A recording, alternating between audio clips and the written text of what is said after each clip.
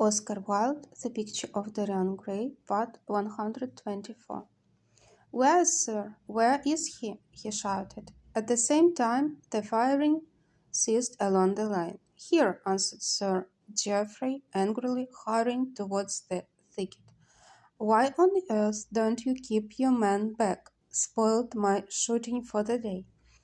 Dorian watched them as they plunged into the alder clump, brushing the lithe, swinging branches aside. In a few moments they emerged, dragging a body after them into the sunlight. He turned away in horror. It seemed to him that misfortune followed wherever he went. He heard Sir Geoffrey ask if the man was really dead, and the affirmative answer of the keeper. The woods seemed to him to have become suddenly alive with faces. There was the trampling of myriad feet and the low buzz of voices. A great copper-breasted pheasant came beating through the boughs overhead. After a few moments that were to him in his perpetual state like endless hours of pain, he felt a hand laid on his shoulder. He started and looked round. "Dorian," said Lord Henry, "I had better tell them that the shooting is stopped for today. It wouldn't look well to go on." "I wish it were stopped forever, Harry," he answered bitterly. "The whole thing is hideous and cruel. Is the man—" He could not finish the sentence. "I'm afraid so," rejoined Lord Henry. "He got the whole charge of shot in his chest.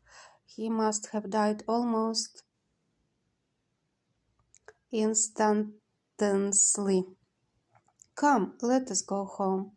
They walked side by side in the direction of the avenue for nearly 50 yards without speaking. Then Dorian looked at Lord Henry and said, with heavy sigh, "It is a bad omen, Harry, a very bad omen." "What is?" asked Lord Henry. "Oh, this accident, I suppose. My dear fellow, it can't be helped.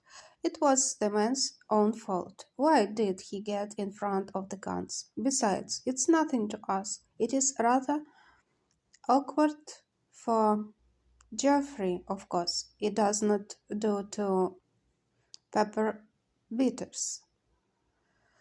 It makes people think that one is a wild shot, and Geoffrey is not. He shoots very straight, but there is no use talking about the matter." Dorian shook his head. "It is a bad omen, Harry. I feel as if something horrible were going to happen to some of us, to myself perhaps," he added, passing his hand over his eyes with a gesture of pain. The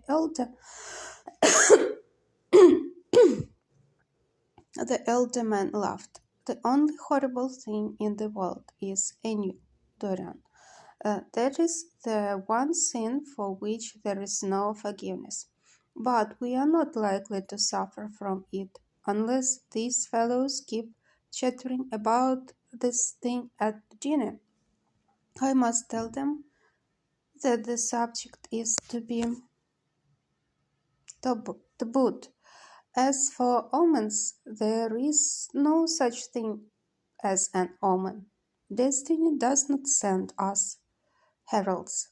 She is too wise or too cruel for that. Besides, what on earth could happen to you, Dorian? You have everything in the world that a man can want. There is no one who would not be delighted to change places with you. There is no one with whom I wouldn't change places, Harry. Don't laugh like that. I'm telling you the truth. The wretched peasant who has just died is better off than I am. I have no terror of death.